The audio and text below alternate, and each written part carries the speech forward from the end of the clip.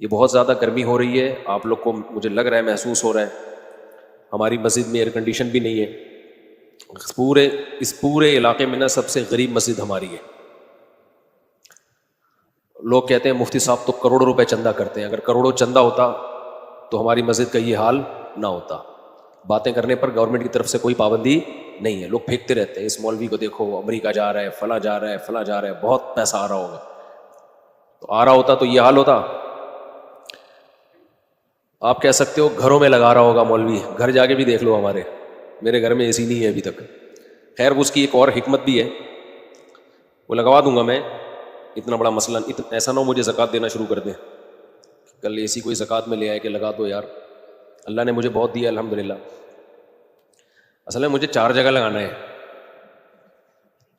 مسئلہ یہ ہے کہ ہر چیز مجھے 4 سے ضرب دینی پڑتی ہے، اور پھر لگا دیں گے کوئی اتنا اللہ نے بہت دیا ہے، پھر اس کے بل اس کو کنٹرول کرنا ممکن نہیں ہے. پھر وہ 4 گنا اسی کا مطلب ڈبل سے ڈبل. اللہ نے اتنا دیا ہے وہ بھی ہو جائے گا. لیکن ایک اور حکمت بھی ہے، وہ میں کیوں بتاؤں آپ کو. ساری باتیں کیا میں بتا دوں؟ میں چاہتا ہوں تھوڑا سا مشقتوں کا عادی رہے انسان. میں خود بھی رات گرمی میں ہی سویا ہوں. حالانکہ ہمارا جو مہمان خانہ ہے نا، جہاں مہمانوں کو ٹھہراتے ہیں، وہاں اے سی میں نے لگایا ہوا ہے، ایئر کنڈیشن. لیکن میں خود گرمی میں سوتا ہوں. کیوں اپنے آپ کو چھوئی موئی بنا رہے ہو؟ زیادہ چھوئی موئی نہ بناؤ اپنے آپ. اللہ نے مجھے اتنا دیا، جو ظاہر ہے 4 گھروں کو چلا رہا ہو تو کیا وہ اے سی میں نہیں سو سکتا؟ تو دفتر میں ہم نے لگایا ہے مہمان خانہ، جہاں لوگوں کو ہم ٹھہراتے ہیں. جو کوئی بہت دور سے آ جائے، کوئی قریبی رشتہ دار آ جائے تو اس کے لیے لگایا ہوا ہے. لیکن میں خود اس میں نہیں سوتا. سو سکتا ہوں میں اس لیے کہ اللہ نے گرمی کا موسم جو دیا ہے نا، وہ گرمی لگانے کے لیے دیا ہے، گرمی سے بھاگنے کے لیے بولو نہیں دیا. سردیاں جو اللہ نے دی ہیں، سردی لگانے کے لیے دی ہیں، سردیوں سے بھاگنے کے لیے نہیں دی ہیں. تو خدا کا واسطہ اتنے چھوئی موئی مت بنو، انسان کے بچے بنو.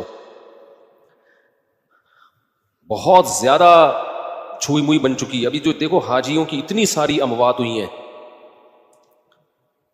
وجہ کیا ہے؟ اور بھی وجوہات ہوں گی اس کی، لیکن حاجیوں کی بہت ساری اموات کی ایک وجہ یہ بھی ہے کہ ایئر کنڈیشن سے نکلنا ہی لوگوں نے چھوڑ دیا ہے. تو یہ پسینہ اللہ نے کیوں رکھا ہے بھائی؟ دیکھو چلتا ہوا دریا جو ہے، چلتا ہوا پانی، وہ فریش ہوتا ہے. ہماری باڈی میں نا جب تک یہ چلتی پھرتی رہے گی، مختلف قسم کے فضلات اس کے ہماری باڈی سے مختلف طریقوں سے نکلتے رہیں گے تو فٹ رہیں گے ہم. کہیں بھی بریک لگا دی نا، اب اللہ نے مختلف طریقے رکھے ہیں. ایک طریقہ ہے پسینہ، اس سے بھی ہماری باڈی فریش ہوتی ہے. قبض ہو جائے کسی کو تو ٹینشن میں آئے گا نا، خوراک ہم کھاتے ہیں وہ بھی خارج ہوتی ہے. نبی صلی اللہ علیہ وسلم حجامہ کرواتے تھے مہینے میں 1 دفعہ، تھوڑا سا بلڈ نکال دیتے تھے، اس سے بھی ہماری باڈی کیا رہتی ہے؟ فریش رہتی ہے.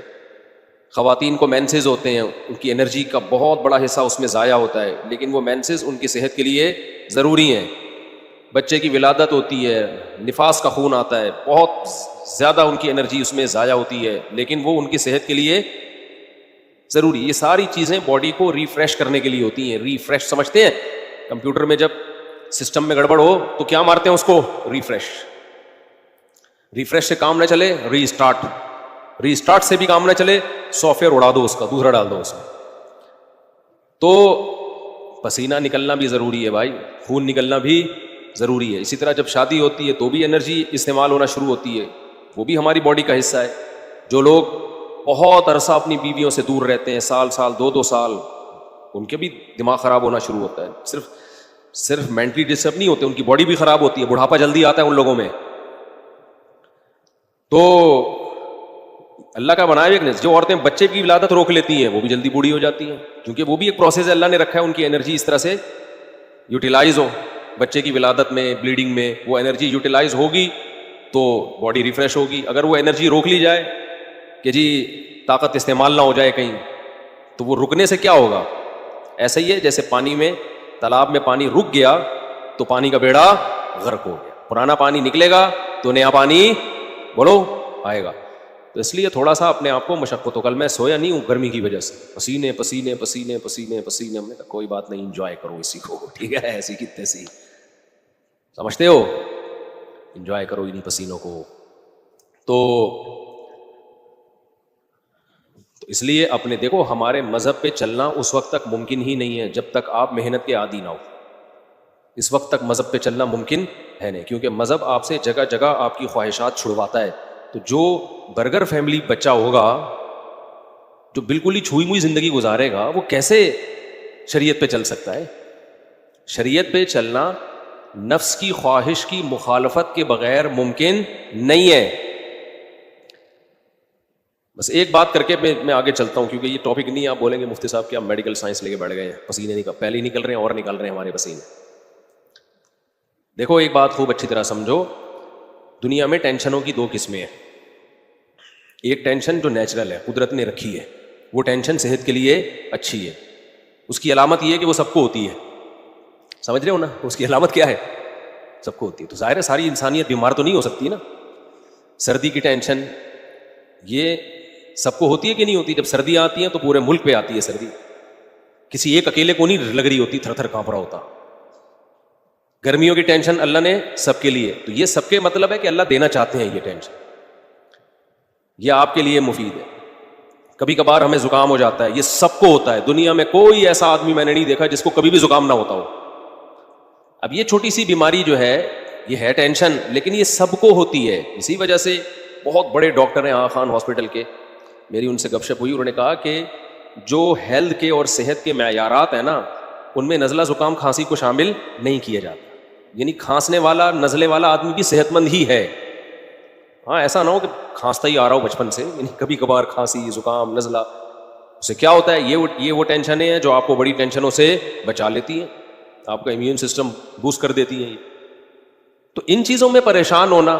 اسی طرح بچے جب پیدا ہوتے ہیں، بچہ چیخ چیخ کے روتا ہے، گلا پھاڑ پھاڑ کے، ہاں کچھ نہیں دیکھتا کہ یہ کمبخت کے باپ کے سونے کا ٹائم ہے یا ماں کے سونے کا ٹائم ہے. جب وہ روتا ہے تو اور وجہ بھی سمجھ میں نہیں آ رہی ہوتی. تو یہ کسی ایک ہی بچے کے ساتھ ہوتا ہے یا ہر بچے کے ساتھ ہوتا ہے؟ ہر بچے کے. اس کا مطلب یہ نیچرل ہے، یہ اس کے لیے ضروری ہے. نہیں روئے گا نقصان ہوگا اس کو. اس لیے ایک دم بچے کے رونے پہ مائیں آج کل کیا کرتی ہوں، میرا بچہ پتہ نہیں کیوں رو رہا ہے، وجہ ہی سمجھ میں نہیں آ رہی، ہاں اس کو چپ نہیں کراؤ، چپ رونے دو کمبخت، رونے دو پاگل. یہ نیچرل ہے بھائی. اللہ تعالیٰ تمہارے اندر برداشت پیدا کرنا چاہتے ہیں.